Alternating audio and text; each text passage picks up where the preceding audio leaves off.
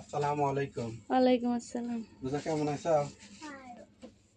তোমার জন্য তরমুজ নিয়েছি। এর মধ্যে দেন। এই যে, রোজার জন্য তরমুজ আর এই যে কাঁচা বাজার লাউ কিনেছি। লাউ কথা কও, জালি লাউ। আর কিনেছি আলু আলু কিনেছি। তারপরে কিনেছি কাঁচা মরিচ, তাজা থকথকা কাঁচা মরিচ। বাজারে সেই ঢেঁড়স কিনেছি। তারপরে এই যে তোমার হচ্ছে এটা উস্তি, উস্তি জালি উস্তি একবারে দেশাল দেশাল জালি উস্তি। আর এই ঢেঁড়সের ভিতরে আছে আর পটল, জালি পটল। এই তো